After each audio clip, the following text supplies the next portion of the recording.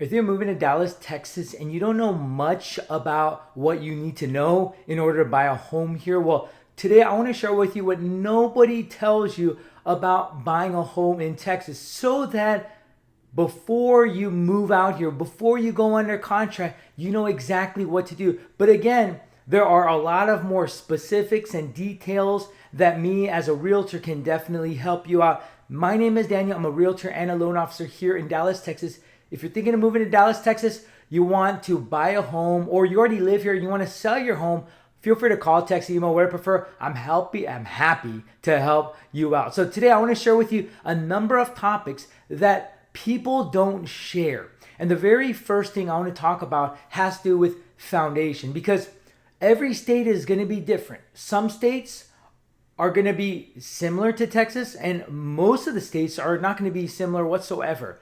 Now, one of the things that has to do with foundation issues is that when I talk with buyers from out of state, I tell them about foundation issues and they're like, what's that? Like, they are homeowners in other states and they don't have they've never heard of foundation issues. But let me tell you, here in Dallas, it is common. Now, when I say common, it depends on the age of the home. Of course, the older the home is, the higher the chances of it having foundation issues and it being repaired. So foundation issues can be in certain cities, can be like 20 to 30% of homes have foundation issues or had foundation issues and were repaired. And then other cities can have like 50% of homes. So it just really depends on the community, the city, and the age of the home. Now, what causes foundation issues here in Dallas, Texas? Well, let me tell you something. Here in Dallas, we get all 4 seasons. So believe it or not, if you love all 4 seasons, Dallas is a place for you. But if you're like me, it's not the place for you. But I mean, the reason why I live here has to do with being able to afford a home rather than rent. Because I'm from LA, so I would have rented in LA if I lived there with my family. But also another thing here is just the education. I love the education system here in Dallas. And so because of Dallas having 4 seasons, I'm not used to it because I grew up near the beach, like literally a 5-minute drive from the beach. That was like where I was living. I was always in the 60s and 70s degree weather all the time. Maybe 80s, okay, in the summer, maybe 80s. But my home, or my parents' home that is, it does not have doesn't have an AC system. It doesn't have air conditioner. It doesn't, because when it was built right next to the beach, you just didn't need it. And so that's why some people are like, you know what, great weather, they don't understand. For me, it's like 4 weathers here is difficult. But if I can do it, anyone can live here in Dallas, Texas, but that's not the point. The point is there's 4 seasons here. And what happens is you got to turn on the sprinkler. You got to turn it on during the spring, the summer, and the fall. But when it comes to winter, you're going to have to turn it off, right? But here's the problem. When people turn it off in the winter, they forget to turn it back on in the spring.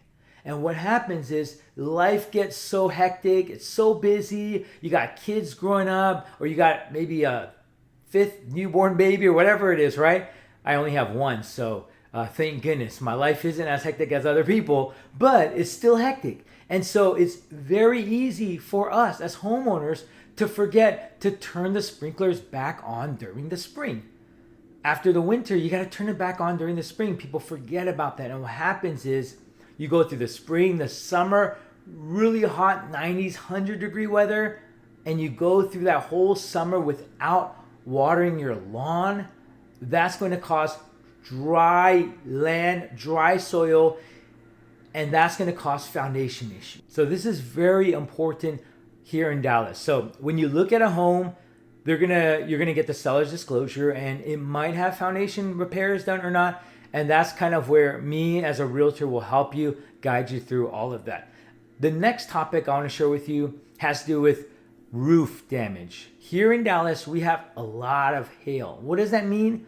It means a lot of roof damage. It also means a lot of car damage as well. So there was a time when my wife and I were eating, I think it was lunch. I can't remember exactly. I think it was lunch or or an early dinner, and we were eating, and as we were eating, all of a sudden, hail just started to pour down, and we were scared, but thankfully, our car was parked in a covered parking structure. So thank goodness for that, right? Now, if you don't have your car parked in your garage and it's parked outside and hail comes, man, you're gonna have to have that auto insurance, right? So hail is quite often here in Dallas, Texas, and so roof damages can happen quite often. So when you inspect your home, you want to make sure that the roof is in good condition, or else you're gonna have to spend thousands of dollars fixing it. So that is another thing that here in Dallas that other states, other cities are not familiar with. I'm sharing with you what is uncommon in other states, but common here in Dallas. And that is the foundation issues, and that is also the roof issues. On top of the foundation issues, it can also be drainage issue, because we get a lot of water when it does rain, a lot of water. You got to make sure that your house, your home is, the home that you buy is going to be well systematized, whatever the terminology is, to make sure that the water drains out properly. So back then, here in Dallas, we used to build homes where the side yards, the backyards were just kind of equal, just kind of exactly like exact straight line. But after some time, I don't remember exactly when, but sometime I think in the 2000s, somewhere on there, builders started to build homes where it would have to be slanted. The yard had to be slanted outward towards your home, because that became a building code. And so when it rained, water would not go into your home, but it would drain out to the street or to the, to your neighbor's home. But not really, right? Because your neighbor needs that as well. So I'm just kidding about that. But that's kind of another thing about the drainage that you want to make sure that you are aware of. Another thing you want to make sure you do is definitely have the home inspection. I think everyone knows about this. So when you do the home inspection, me as a realtor, I've done so many home inspections, so many home inspection reports. I understand kind of, what needs to be fixed. So you want to be very detail oriented when it comes with the home inspection. When it comes with the HOA, Dallas here, we have a lot of HOA. Now, man, I don't like HOAs. I just don't like it. And a lot of people don't like it. People who do like HOA are people who just want to make sure that the whole community is really, really well organized, or it's beautiful, the homes are nice, it's well taken care of, it's maintained just really, really high, really beautiful, right? So basically that's what people want for the HOA. But I don't like it because HOA will give you violation. They're going to but on top of the violation, of course, you got to pay the fees. It can be an annual fee, quarterly fee, however your HOA does it. But they're going to be very strict. And it's kind of like the question is, okay, where is that money going towards? Really, it's going toward the employees of the HOAs, okay? So that's where it really goes to. And it's like, I'm spending like couple $100 every month for some homes, right? Some homes can be like $50 a month. Some homes can be $100, $200, $300 these days, right? So the newer home, the newer the home is, the chances of HOA being higher, because new construction homes today have a higher HOA. They just do that, right? And so I'm not a fan of that. So when you buy a home, you want to take a look at the HOA. Okay, is there an HOA or not? Now, if there isn't an HOA, the downside is, yes, the community can look a bit not well maintained. But if there is an HOA, how much does it cost? Is it worth it? What is going to cover? And most likely, it's not going to cover much. Now, for me, my HOA, I think is about like, They keep raising it. They keep increasing the HOA prices, and you'll get used to that as well, unfortunately, here in Dallas. So I remember, I think when I first started, our HOA was like maybe $40 a month. Now it's gone up to like $60 a month, maybe 70. I don't know exactly. What does that cover? Really, all it does cover is a community swimming pool. So is that worth it for me? The answer is No. In the summer, I will maximize my HOA fees by going to the swimming pool with my daughter as often as I can. But in reality, if I didn't have to, I would just purchase an indoor swimming pool rec center and membership there and just go to the swimming pool there. And I can go 24/7, or not 24/7, but 365, almost 365 days minus the holidays, because it's covered. So when the weather's bad, I can still swim with my kiddo. So that's kind of where the HOAs, you want to make sure, okay, what does it cover and is it worth it? Let's talk about new construction home versus pre-existing home that nobody tells you about. Is new construction home worth it? The answer is, if you really want a new home and location isn't too much of a deal for you. If location is a factor, then I would go with a pre-existing home. If you're not like, I 100% need a new construction home, then I would go with a pre-existing home. Because new construction homes, you got to sacrifice location. You got to sacrifice the quality of the build versus how homes were built decades ago. So those are things you need to consider. There are pros and cons when it comes with new construction homes versus pre-existing homes. Like new construction homes, they can say, "Oh, we're gonna save you more electricity bills because the way we build our homes are going to be more energy efficient." Sure, I get it, but that's just one of how many. Like, location is so much more important. Price is so much more important. You go with a new home, you're gonna have to pay a higher premium because it's a new home, right?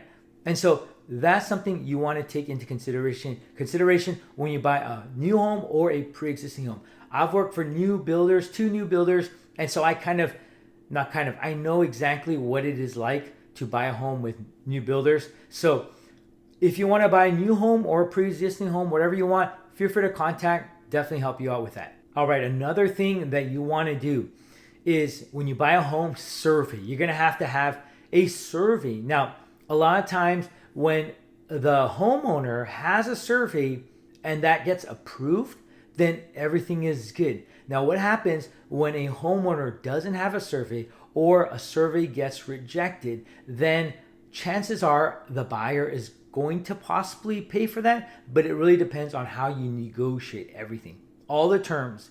So people think, oh, you know what? I can go with a new construction home without a realtor sometimes, or I can look for a home without a realtor, a pre-existing home without a realtor. The problem is, for example, in new communities, new home builders, those salespeople, those sales manager are not on your side as a buyer. I used to be a sales manager for a new builder, and I'm not on your side if you were to come to me. People think I'm on their side because I'm friendly, I'm nice. I'm not on their side. I'm sorry. I'm on the builder side. I'm a listing agent, basically. I'm a seller's agent. That's basically what it is. Now, if you're buying a home and I represent you to buy a new home or a pre-existing home, then I would represent you as a buyer's agent, and I would be on your side, not the builder side, right? That's exactly what I'm talking about, because I don't work for a builder anymore. I'm a realtor, and I work for homeowners who sell their homes, or I work for buyers who want to buy a home. Again, that depends on the terms, the price and the terms. So when you want to buy a home and you try to do it without a realtor, all you think about is the price. You don't know much about the terms. This is where my expertise as a realtor will come into play to help you out from the price to get you the lowest price possible to purchase it for, as well as the terms, the best terms I can get, right? I am about negotiating. That's what I love to do, right? I've always been about negotiating. Now, if I'm the listing agent, oh man, I will sell the house at the highest price as I can with the best terms for my homeowner's best interest. So back to survey. Survey is a form that you get during closing, and it's basically a form that says, okay, your home, this is what you own, and these are the boundaries. And then your neighbors, this is what they own. Now, it's not going to show your neighbor's property, but it's basically just going to show you what you own, and then also kind of what the city can also go into your property for, like utilities, electricity, whatever, those kind of things. So survey, when you close on the home, you want to make sure you have that survey later down the line when you sell it, because that survey is worth about $500 to $700. So make sure you do not lose that form. All right. So when you get that survey, make sure to get that. Okay. Another thing is option period. This is important here in Dallas because an option period is basically like what we call, quote unquote, the inspection period. So let's say your option period is for 7 days. That means within 7 days, you got to do the inspection. You also have to negotiate for the repairs and make sure everything is completed by day 7. All right. So that's another terminology we use here in Texas is option period. I don't know what other states use, but that's one of the things. We also have other periods that we talk about, but this is a huge one that you want to definitely know about when you buy a home. All right, 2 more topics I want to talk about. The first one has to do with appraisal. Appraisal is if you are getting a loan, you're getting a loan and you need to get your house appraised. What that means is the lender is going to send a third-party appraiser, and the appraiser is going to go out to the home, make sure that what you purchased it for is the right value. So let's say, for example, you purchase a home for $500,000. The appraiser says, I'm sorry, Mr. Home buyer, it's not worth $500,000. It's worth $480,000. That means we're at a $20,000 difference. What happens in this situation? Either you negotiate with the seller or you come out of your pocket with this additional $20,000 because the lender is not going to give you a loan of up to $500,000, but it's going to be up to $480,000. Does that make sense? That is the appraiser. And also at the very end, you want to make sure you do a final walkthrough before you close on the home, because if you negotiate on any repairs, you want to make sure that those repairs were done properly, correctly, because sometimes homeowners, they just want to get by. They do the cheapest thing. They try not to do the best quality of work. And so they just kind of like, do it themselves, and it just kind of can be messy. So this is why final walkthrough is very, very important. So these are things that people you probably have not heard of. Some you may have, some you may have not, but these are very important for buying a home. So again, if you're thinking of buying a home, or if you're thinking of selling your home here in Dallas, feel free to call, text, email, what I prefer. I'm happy to help you move to Texas or sell your home and find another home here or move to another state, right? Anyways, if you like this video, make sure to click that like button. If you haven't done so, make sure to subscribe below. Thanks for watching. Have a great day.